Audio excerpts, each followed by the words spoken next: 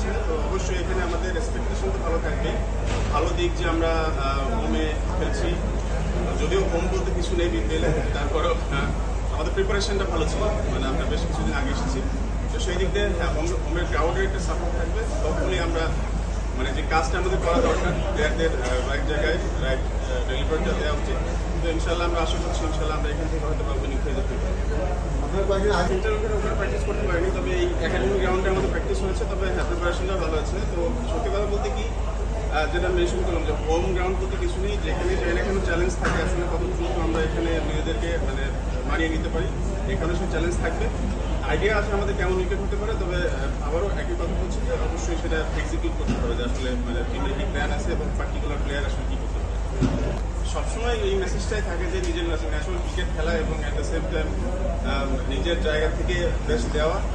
আমাদের আপনি যেটা বললেন যে বড় প্লেয়ার নেই, হ্যাঁ আমরা ওইভাবে টিম করেছি যারা অ্যাভেলেবল থাকবে, বিশেষ করে আমাদের ফরেনগুলো এবং আমাদের দেশি যারা আছে আপনার যারা ভালো করে এই ফর্মেটে বেশ কয়েকজন প্লেয়ার আছে খুব ভালো করছে।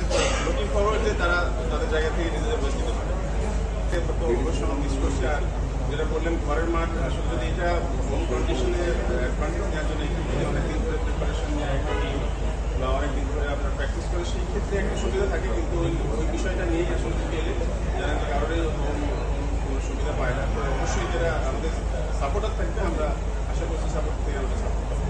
এটা দেখবেন যে ভালো উইকেট হলে বলারদের জন্য চ্যালেঞ্জ হয়, তো অবভিয়াসলি সেটা ক্রিকেটের জন্য ভালো। আমাদের কোচদের তো আসলে দায়িত্ব থাকে সবসময় প্লেয়ারদের মোটিভেট করা, প্লেয়ারদের আসলে ওয়ে বের করে দেওয়া কীভাবে ওরা ক্রিকেট খেলতে পারবে। তো সেখানে হ্যাঁ নর্মালি আমরা জানি যে সময়টা খেলা হয় উইকেটে বারবার খেলা হয় বা আপনার ব্যাক টু ব্যাক খেলা হয়, তো উইকেটটা একটু স্টিকি থাকে, সেখানে যদি ভালো উইকেট হয় অবশ্যই চ্যালেঞ্জের জায়গা আছে। তবে হ্যাঁ আমাদের বলারের করে না যে এটা আসলে কীভাবে মানিয়ে নিতে পারবে সেরকম একটা স্টিল লং আমরা ম্যাচ বাই ম্যাচ যাবো আসলে কীভাবে আমাদের সেরাটা দিতে পারি।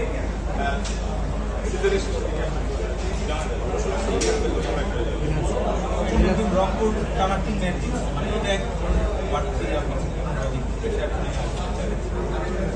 রংপুর তো ভালো টিম, আপনার আমরা টস ম্যাচে ভালো খেলেছি, কিছু কয়েকটা জায়গার জন্য আমরা যেখানে আর একটু বেটার ক্রিকেট খেলে হয়তো রেজাল্টটা আমাদের কাছে আসতো। অবশ্যই আমরা চেষ্টা করবো রংপুরের সন্দেহ করার, ওদের সঙ্গে ভালো ক্রিকেট খেলতে হলে অবশ্যই আমাদের এগিয়ে যেতে হবে, সেটা আমরা প্ল্যান করতেছি আসলে কীভাবে রংপুর।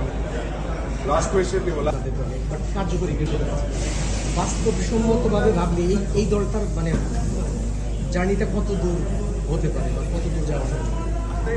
আমরা যদি বললাম যে একই ধরনের প্রশ্নের উত্তর দিলাম যে আসলে ম্যাচ বাই ম্যাচ যেতে চাই। আমাদের দেখবেন যে এখানে লোকাল যারা আছে, এইটা একটা প্রত্যেকটি টিমের উপরে কিন্তু আপনার লোকাল প্লেয়ারদের উপর অনেক কিছু ডিপেন্ড করে, কারণ ফরেনাররা কিন্তু যাওয়া আসার মধ্যে থাকে।